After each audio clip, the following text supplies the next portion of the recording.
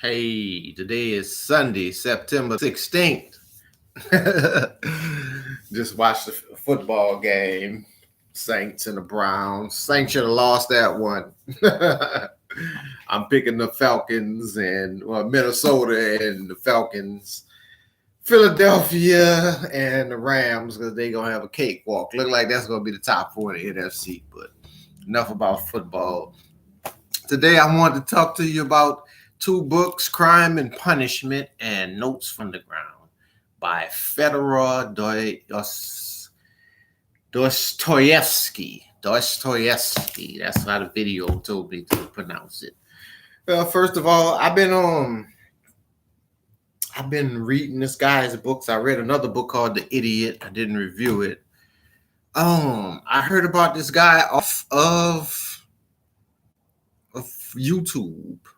I'm in my late 30s and I've been reading for quite a while, almost 20 years, and I never heard of this guy. I did hear the title Crime and Punishment, but I never heard of Notes from the Underground. I heard of Notes from the Underground. I watched this movie called Fahrenheit 451, and that book was in it. the new version with Michael B. Jordan. But I don't know. I mean, I know we all walk our own path, and no two people alike. But sometimes I feel like I was cheated by not knowing about these people earlier in my life. And when I was younger, I was reading a lot of like Richard Wright and a lot of black authors, the autobiography of Malcolm X. I was reading a lot about African American history. James Baldwin. I read a lot of him in high school, and and I sometimes I get kind of upset that I wasn't exposed to people like this. Then I go on YouTube and it's like the way they talking about it, like everybody should have read this. You know what I'm saying? I'm looking at college classes where they're teaching it. Like when I was in college, I was reading like a lot of Eldridge Cleaver and stuff about the Black Panthers and the Soledad brothers, Soledad brothers, Jonathan Jackson and all that, which probably like next year I'm going to go back and read that stuff over again, because I love to see the autobiography of Angela Davis. I love to see how my older self would read that, because my younger self, I probably had been a 180 in my political beliefs. When you're young, you always a radical leftist. I was the guy that used to wear the Che shirts, but now I'm leaning right.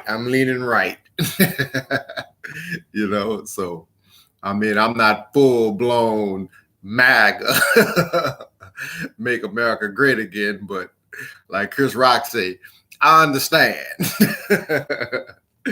But first book, and man, these books are very, very deep, and there's especially Crime and Punishment. There's like hundreds of videos, people giving classes on them. I will tell you to avail yourself to them. This one, Notes from the Underground, I read it actually twice. I read this once, and I read it again. Crime and Punishment, I finished this last night. And it's like I feel like I did something, like I had, like I completed something in my life. But so some things that I got from the books. Basically, it seems like the main character Raskalanovich in Crime and Punishment, and this guy are kind of like the same people. This guy in Crime and Punishment, Raskalanovich, maybe I'm pronouncing that wrong. He goes out and he needs money. Well, he's not even need money, but he's living poor. And his sister is about to marry this guy to kind of take care of him and his mom, and his dad is dead. So he goes out and he plots to rob an old lady. She was like, had a pawn shop and she lended money. He gets an axe and kills her, and then her sister, her niece or somebody comes in and kills her too. And then he kills her too. and he's stuck in the house, and somebody come to the door and knock, and he's sitting behind that sweating. Then they leave. He come down, hide in an apartment. It remind me of that book Native Son by Richard Wright. That's that part of Crime and Punishment. I don't know if Richard Wright maybe got that from him. But Bigger Thomas, when he kills the girl, he kills her accidentally. But after he kills, he feels like I'm somebody, It's like most people, you would think they would be sad, but when he kills, he feels like, okay, this is the way to get what I want. This makes me human. He talks about how it makes him like Napoleon, and how the average person is afraid to kill to get what they want. But all the so-called great men of history, they found it easy to kill because of that person was just in their way, And there's another part where he meets this girl, Sonia, and her father was a drunk, and the stepmother. I mean, it was just sad the way, these people were dying and sick and just living in squalid conditions, I mean, I've learned a lot about Russia, St. Petersburg from this guy, even that other book, The Idiot. And, if I ever get a chance, I'd like to go to Russia. Never had no interest in going there before, but if I could go to St. Petersburg and see some of the historical sites, now I'll probably have like a little more background, So, but I mean, it was a great book, and like I say, this is just touching the surface, because I'm still watching videos, I'm still reading things. There's books about this book, this is one of the world classics, and I'm definitely gonna have to buy this for the house. And this translation by Michael Katz was pretty good too, because it was in like today's English, but it's pretty deep, man. The dialogue, they go deep. They just go back and forth, and sometimes you get mixed up, like who's talking and who's saying what. But I'm kind of glad I didn't read this as a young person, because I probably wouldn't have been able to follow it. Notes from the Underground. This guy, I wouldn't call him insane.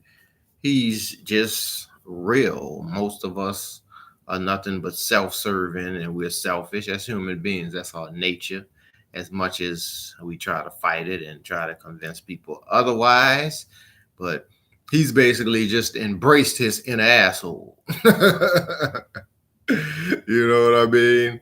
And you definitely should read this book, once in your life. Basically, it reminds me of this guy, Kanye West. Basically, I'm an asshole, and that's what I am, and that's what I do. And then he tells you why, because some of the people in his life, and some of the people that, how they treated him as a child and all, and that's how he chose to respond to it. I think as we get older, we all get there. Some of us don't, but some of us, I'm getting that way myself. It's like I just choose to be by myself. It's best. I don't get in trouble when I'm by myself. I don't have any altercations or problems when I go places by myself. When I'm at home, one day when you go by your grandparents' house or your old auntie, and they're always home, they never go anywhere, and you wonder. And then as you get old, you start turning into them, and that's what this guy is basically. He's giving up. He's saying all those people are stupid. I know more than them. And then he tells you why, So, but yeah, man, 2 books that you definitely should read. You definitely should read these books in your lifetime. I mean, if you find them interesting, I mean, I would say studying them, because I'm going to continue to study both of these books. I'm definitely going to buy both of them, because Dostoevsky is just amazing to me. He's a thinker. He's really a thinker. And somebody's calling me and texting me now. Every time I get on it, they always do it. But yeah, if you're into like thinking and real scholarship and all, and definitely get into Dostoevsky. He's a challenging, I say once I finish these books, I'm going back to some easy books, But these books, that's why I haven't really been doing videos, because these books, they they give you a run for the money. These are books that you could study for years and years. So, Crime and Punishment, Notes from the Underground. Definitely read those books. Peace. Yeah.